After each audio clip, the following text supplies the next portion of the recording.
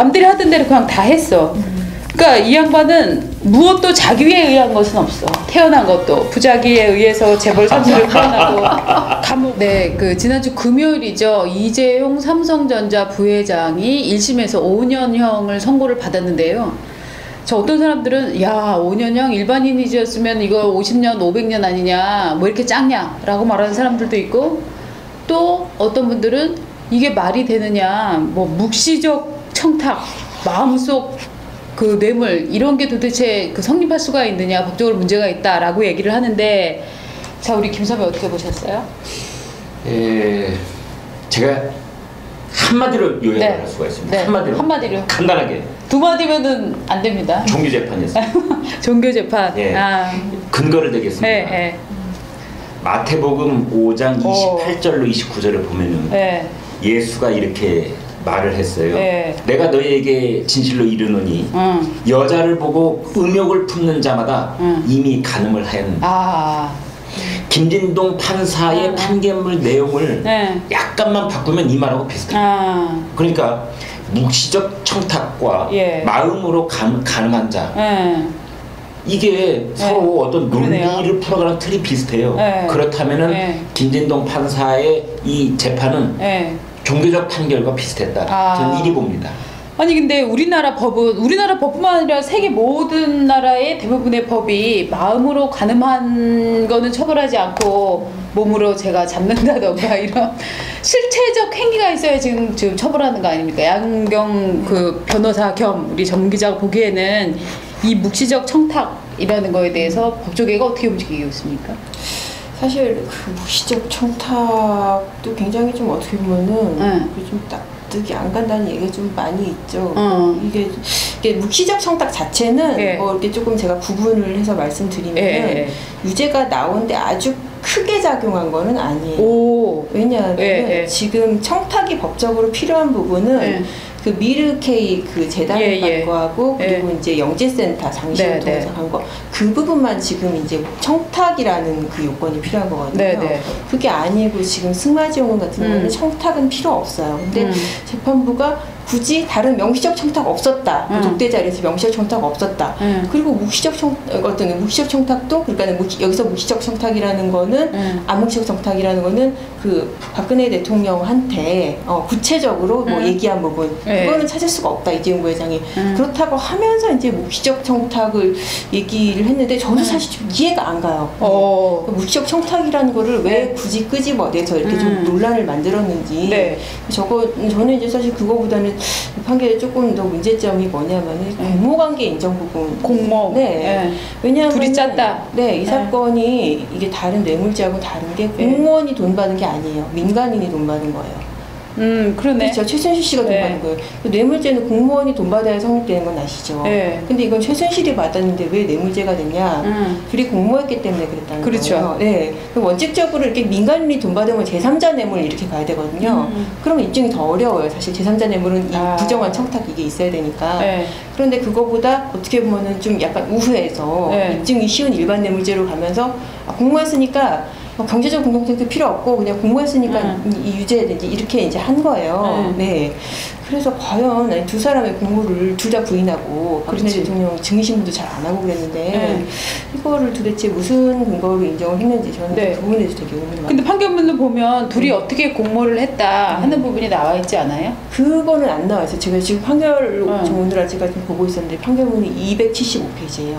그래서 이제 지금 공모 부분이 저도 궁금해서 이걸 어떻게 구체적으로 얘기를 했나 보니까 결국은 그거예요. 뭐 이런 공모라는 게 둘이 뭐 골방에서 모여가지고 내가 이번에 뭐 삼성한테 뭐 얼마 받게 할 테니까 네가 이제 누구 통해서 이렇게 그런 게 아니고 그냥 박근혜 대통령이 둘이 공모하지 않았으면은 왜 이렇게 승마지원에 대해서 애착을 갖고 관심을 보이고 승마지원 안 했다고 질책하고 이랬겠느냐.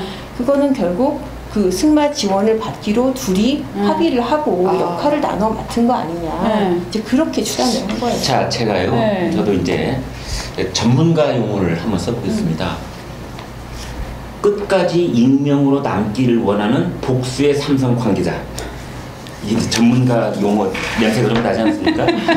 로부터 들은 얘기입니다.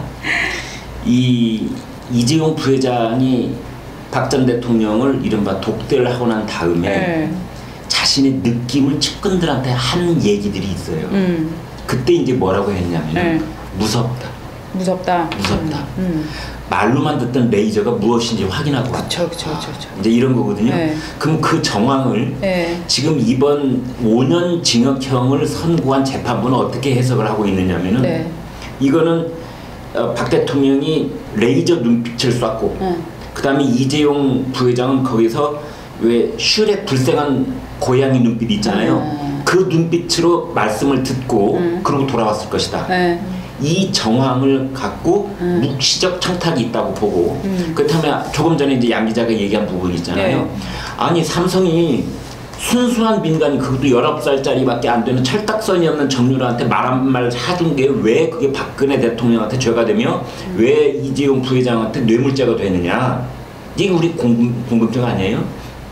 이것에 대해서 이제 김진동 판사는 박근혜와 최순실의 모녀를 경제 공동체라고 본 겁니다. 이건 특검이 주장한 거고 똑같은 논리를 계속 개진을 하고 있어요. 근데 그 용어를 쓰진 않았어요. 근데 그 말 대신에 공동정범이라는 말을 썼어요. 그건 선고문에 나오는 말이에요. 공동정범이라는 것은 그 근거가 바로 같은 호주머니에 같은 돈을 썼다 그런 뜻하고 일맥상통하는 얘기거든요. 그래서 19살짜리 정유라한테 말을 사준 것이 바로 국가 제1호 공무원인 박근혜한테 돈을 준 것과 비슷한 거다. 아니 같은 거다 라고 재판부는 판단을 내린 거죠. 이게 사실 조금 그러니까 법조인들이 뭐 납득을 못하는 측면이 그거예요. 그러니까 민간이 돈을 받았으면은 이렇게 제3자 뇌물을 안 가려면은 최소한 경제적으로 한 주머니여야 되는 거예요. 그래서 경제공동체 얘기가 나온 거잖아요. 그래서 뭐 옛날에 이제 뭐 저 장충동 집 사줄 때 뭐 임선희 씨가 뭐 계약하고 이제 그 얘기가 나오니까 그건데 이번 판결에서 이제 그것도 필요 없다는 거예요. 공모만 인정되면 둘이 한 주머니일 필요도 없다 이제 이건데 그래서 제가 이렇게 이 사건 판결 나고 나서 이렇게 뇌물 사건 많이 해본 이제 변호사님한테 이렇게 전화를 해보니까. 아 이게 정말 자본주의 사회에서는 이게 너무 이해가 안 가는 판결이다. 이 귀속 주체라는 게 돈의 귀속 주체라는 게 얼마나 중요한 건데 엄연히 이 사람이 받은 것과 저 사람이 받은 거는 다른 거고 이건 공무원이 받아야 죄가 되는 건데 아무리 이게 공모관계 인정한 뭐 루트도 그렇고 공모관계가 인정된다고 해서 비공무원이 받은 거를 갖다가 공무원이 받은 거하고 어떻게 똑같이 볼 수 있냐. 그래서 본인이 이제 옛날에 했던 사건 얘기를 해주는데 그 공무원의 누나한테 뭐 갈치 박스를 한 박스 갖다 준 거를 이 사건처럼 이렇게 직접 뇌물죄로 경찰이 의유를 해가지고 1심에서 유죄가 났다는 거예요. 제가 좀 너무 어이가 없어가지고 아니 누나하고 동생이 어떻게 한 주머니냐 경제적으로. 이거는 분명히 이해관계가 다르다. 그거 한마디 써가지고 2심에서는 무죄를 받았다는 거예요. 아 진짜? 네. 그런데 지금 그러면은 똑같은 논리로 한명숙 그 전 총리 같은 경우에 그 한명숙 전 총리 계좌로 들어간 거는 확인을 못했고 동생 계좌로 전세금이 들어간 1억짜리 수표가 들어간 거를 확인해갖고 이게 지금 뇌물이 제가 정치자금법 위반이 성립이 된 거잖아요. 그거는 이제 뇌물이 아니고 정치자금법이기 때문에 이게 조금 사건이 달라요. 그러니까 이게 뇌물로 했으면은 그렇죠. 성립이 안 되는데 정치자금법으로 해서 성립이 된 거군요. 정치자금법은 되게 단순해요. 그러니까는 법에 정하지 않은 방법으로 정치자금 받으면 정치자금죄가 정치자금법 위반죄가 되는 거고 그 사건은 이제 돈 받은 거 자체를 부인했잖아요. 그랬는데 이 수표가 나온 거잖아요. 동생한테 수표가 한만 원씩 수표가 동생한테 나오고 이거 어떻게 설명할 거냐. 그래서 이제 그 한명숙 총리 주장이 깨진 거고. 그래서 뇌물이 아니라 정치자금법 위반의 혐의로 이게 실형을 산 거군요. 저는 돌아가서 이런 생각을 해요.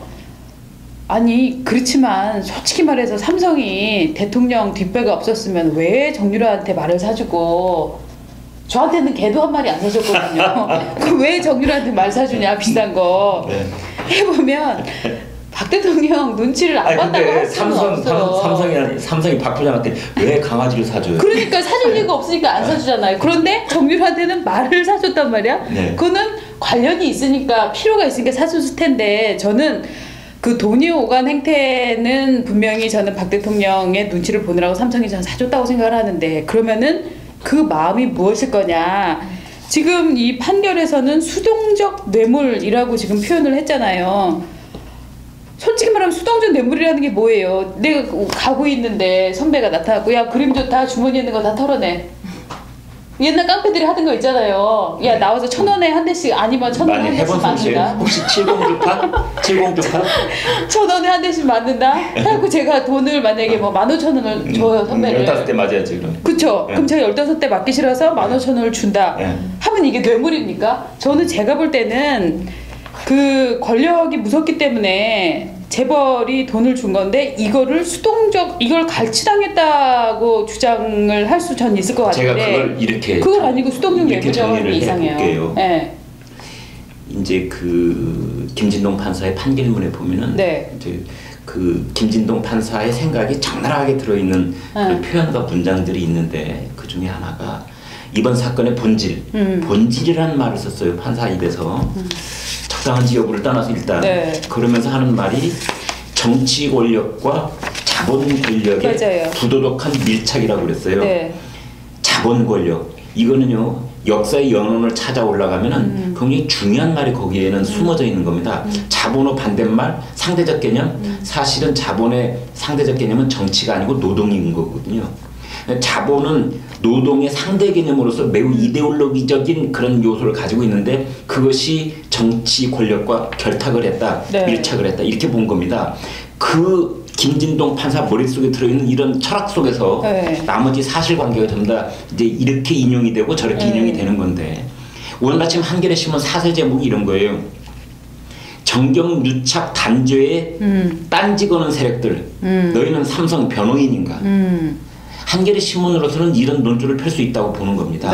그러나 한겨레는 한겨레 할 일이 있기 때문에 이런 논조를 펴는 거고 단 판사는 어떤 일을 하는 거냐 그러게. 자기 철학을 설파하는 사람이 아니고 어떤 피고가 한 행동이 현재 우리나라 가지고 있는 법률에 어긋난 행동이냐 그렇지 않느냐 이것만 판단하면 되는 거예요. 판단의 근거는 증거가 그렇죠. 그러니까 정치 권력과 자본 권력이 어느 정도 밀착되어 있는가가 판사가 판단하는 것이 아니고 이재용이라는 피의자가 피고인이 한 행동이 현행법에 어디까지 저촉이 되어 있는가 이걸만 봐야 되거든요. 이제 그런 부분을 제대로 논리 전개가 되어 있지 않아서 사실은 고개를 갸웃하게 하는 거죠. 저도 사실 판결 처음에 났을 때 놀란 게 김진동 부장판사 그 과거 판결 생각하면 이게 정말 거리가 먼 거거든요. 어떤데 과거는? 저기 그 판결을 냈어요. 그 진경준 검사장 전 검사장 맞아요. 1심 판결에서 그러니까 넥슨으로부터 4억 7천 그 무죄 4억 2,500 주식 받은 거 있잖아요. 수십 년 전에 받은 거 이거 무죄 판결했거든요. 맞아요. 그러면서 이게 개별적인 그 검사로서의 직무하고 이 주식 받은 거하고 대가 관계가 없다라고 했었어요. 맞아. 그러니까 그때 이제 검찰이 그 기소한 이유는 아니 검찰이 구체적으로 어떤 사건을 맡아서 이거를 처리를 하고 청탁이 오가야만 이게 뇌물죄냐. 검사로 뭐 특수부 검사고 이러면은 어떤 사건이든 기업 사건을 맡을 수 있는 거고 그래서 이렇게 그거에 대비해서 준 거다. 20년 전에 주식 준 것도 다 어떻게 보면 보험성 뇌물 아니냐 근데 그거 아니라고 했거든요. 그러면서 오래된 친구 관계고 지음 관계다. 지음 서로 이제 뭐 뜻을 말하지 않아도 5성과 한음에 나오는 지음 지음 관계 그것 때문에 알지자에 소리음자 그러게 한자 속에 있어서 그것 때문에 엄청나게 이미 썼군요. 오 박 부장 대단하다. 썼죠 지음. 야 이분이 근데 너무 문학적인 거 아닙니까 판사가? 이렇게 문학적이 되는 거야? 오늘 아침에 추미애 민주당 대표가 그런 얘기를 했어요. 사실 이재용 부회장은 45년형까지도 받아야 될 사람인데 너무나 순방망이 판결을 한 거 아니냐 이런 얘기를 했거든요. 여기도 숨은 뜻이 있어요. 이게 제2심에 가서 혹시라도 집행유예 비슷한 게 떨어질까봐 미리 집권 여당의 대표가 세게 박아놓는 겁니다. 그렇죠. 이것도 은근히 우리 사법부를 압박하는 거예요. 이것으로부터 얼마나 독립적이고 자유롭게 판단을 내릴지 걱정이 좀 됩니다. 근데 저는 약간 더 궁금한 게 왜 이 이재용 부회장, 그러니까 삼성 측과 요 변호인단들이 우리는 삥 뜯겼다, 무서워서 삥 뜯겼다. 반대로 삥 뜯긴 사람이 상대를 겁박이나 이런 걸로 고소할 수도 있는 거 아니에요? 왜 그런 이전 작업들을 안 한 거예요? 그러니까 제가 양 기자 말씀하기 전에 이게 말이죠. 지금 판사는 이거에 대해서 정경 밀착이라는 생각을 갖고 있는데 우리 같은 사람이 보기에는 정경 밀착, 정경 유착이 아니라 그냥 일방적인 정권의 수탈이에요. 그러니까 어느 정권이 이쪽을 불러다 놓고 그냥 아까 말씀 잘하셨네요. 호주머니 털어서 가지고 간 거거든요. 이거를 두 사람한테 다 죄를 물은 거예요. 죄를 물으려고 하고 있죠. 한 사람도 죄를 물었고 한 사람은 10월 달에 어떻게 나올지 두고 봐야 되겠네요. 이게 사실 좀 이렇게 변곡점이 있었잖아요. 수사에 원래는 사실 삼성이 뇌물공여는 생각도 안 했어요. 그냥 정말 그야말로 삥 뜯긴 피해자였죠. 처음에 검찰이 수사했을 때는 맞아, 피해자라고 했어요. 네, 그렇죠. 피해자라고 그랬어요. 강요 피해자. 박 대통령이 강요했고 그래서 뜯긴 거고 그렇게 이제 기소를 했었는데 이제 특검이 들어오면서부터 이게 뇌물 프레임이 들어왔잖아요. 그래서 이제 삼성 특검이 되잖아요, 사실상. 그러면서 뇌물 공여자가 된 거죠. 삼성은 이제 거기서 벗어나려고 최대한 이제 피해자 프레임을 강조를 했는데 재판부는 뭐 그거 받아들이지 않는 거잖아요. 아, 삼성이 강조를 하긴 했어요, 피해자라고. 그럼요. 계속 피해자라고 강조를 했고, 그러니까 레이저 눈빛 나오고 여자한테 혼난 거 처음이었다. 그 얘기가 다 그런 일환이에요. 그러니까 그때 당시에 여자한테 혼난 게 처음에서 어리 빠졌다. 그 말도 적절한 발언은 아닌 것 같았어요. 그래. 그러니까 여러 가지 측면에서 약간 좀 너무 과했다 싶은 그런 그 변호 전략들이 제가 보기에는. 그래, 이게 너무 희화화되니까 여자한테 혼난 건 처음이다. 뭐 이러니까 이게 엄청 희화화되면서 삼성이 정말로 겁박을 얼만큼 당했는지에 대한 소명이 잘 안 된 것 같아요. 그렇죠. 이게 사실 일종의 여론전이잖아요. 그래서요. 제가 이번에도 또 전문가 용어를 한 번만 쓰겠습니다. 끝까지 익명으로 남기를 원하는 복수의 총수급 피고인들한테서 들은 얘기입니다. 총수급 피고인. 오, 세다. 이제 이분들이 유죄 판결을 받았을 때 어떤 생각이 제일 먼저 들었더냐 내가 물어봤어요. 이번에도 이재용 부회장 천정을 한동안 바라봤죠. 그때 무슨 생각이 들었을까? 첫 번째, 판사가 원망스러웠을까? 노웨이 절대 아니에요. 검사가 미웠을까? 천만의 말씀, 검사는 머릿속에 떠오르지도 않아요. 박근혜 대통령이 다시 한번 정말 원망스러웠을까? 아니에요. 이미 박근혜라는 이름을 잊어버렸어요. 최순실이 미웠을까? 그 망할 사람.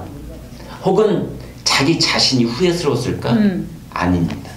천장 바라봤을 때 그때 총수급 피고인들이 제일 원망스러운 사람은 변호사예요. 그 순간까지도 변호사는 어쩌면 낙관적인 얘기를 자기 의뢰인한테 하고 있었을지도 몰라요. 최악의 경우 집이입니다. 회장님. 너무 크게 걱정 안 하셔도 됩니다. 회장님. 두 번째로 미운 사람이 누구냐? 가신들이에요. 그때 같이 법정에 서서 뭐 5년형, 4년형 받고 뭐 이랬긴 했지만 가령 연봉 30억쯤 받는 그런 가신들 10년씩 고용하고 그러잖아요. 그 이유가 뭔 줄 아세요? 바로 이럴 때 딱 한 번 쉴드를 제대로 쳐라. 그게 그 가신들의 미션 중에 절반이에요. 뭐 기업을 크게 일으키고 돈 되는 장사 잘 기획하고 미래를 전략하고 그것도 큰일이죠. 그런데 그거 못지않게 오너에게 어떤 현실적인 리스크가 왔을 때 그걸 막아내줘야 되거든요. 거기 실패한 거예요. 가신들은. 물론 이게 이런 말이 직접 나왔어요. 박용수 특검 입에서 나온 말입니다. 이 사람들이 총대매기를 하고 있다. 총대매기를 하고 있다는 말을 썼어요. 총대매기 실패한 겁니다. 그 실패한 사람들이 이재용 부회장 입장에서는 내가 이러려고 저 사람들을 지금까지 써왔나? 저 사람들이 밥값을 제대로 했나? 이런 생각이 드는 겁니다. 그게 실드를 치기는 쳤는데 잘못 친 거예요. 잘못 쳤다. 정말 잘못 쳤어요. 그러니까는 제가 사실 재판 과정을 두고 봤을 때도 가장 눈에 거슬리고 비난받을 부분이 맨 마지막에 피고인 신문에서 이재용 부회장 아무것도 몰랐다. 합병 과정 내가 다 알아서 한 거다. 최지성 실장 국회에 나오고 장충기 사장도 이제 특검에서 대통령이 시켜서 어쩔 수 없이 했다라고 했다가 그 입장 바꾸고 이런 예측 가능한 실드를 친 거예요. 검사가 예측 못했던 실드를 들고 나와야 되는데. 그렇죠. 그게 과거의 방법이거든요.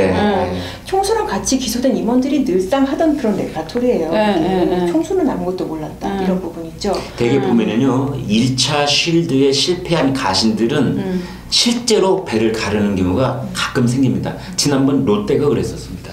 롯데 부회장 한 분이 실제로 스스로 목숨을 끊었잖아요.